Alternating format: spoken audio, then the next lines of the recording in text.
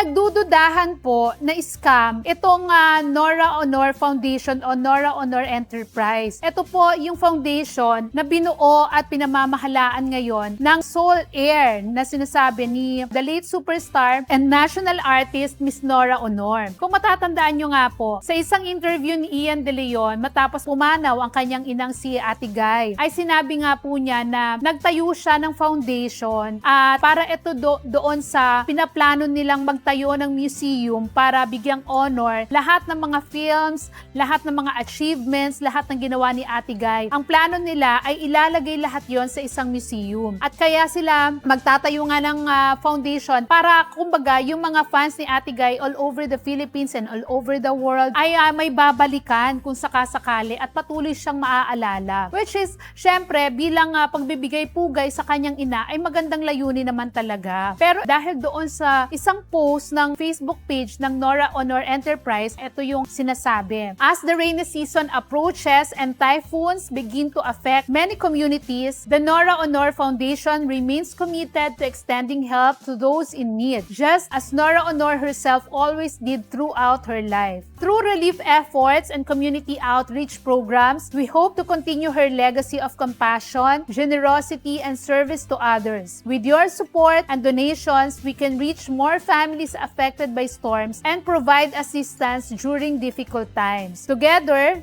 let us keep Nora Honor's spirit of helping alive, one act of kindness at a time. At sa post pong yan ng Nora Honor Enterprise, marami po ang nag-reply at willing namang tumulong. Kaya lang po, may mga fans din at netizens na syempre hindi natin maiaalis na manigurado. Kasi nga po yung panahon ngayon, di ba maraming scammers. Kaya yung iba po, bago sila magbigay at tinitiyak muna nila kung ito ba ay totoong pinamamahalaan ni Ian De Leon at nagtataka nga lang sila kung bakit ang unang plano daw ay magtayo ng museum pero ngayon ang balak ay tumulong sa mga masasalanta ng bagyo na sinasabi nga paparating na ang rainy season. So ang punto nila, unang-una, nung pumanaw si Ate Guy, sinasabing may mga naiwan naman daw pong properties at tinatanong ng ilang mga fans, bakit hindi na lang gamitin yung ibang mga properties na iniwan ni Ate Guy para itulong dito sa foundation. At di ba kapag sinabing ang foundation, usually yan, sila yung nagbibigay. Pero bakit daw dito,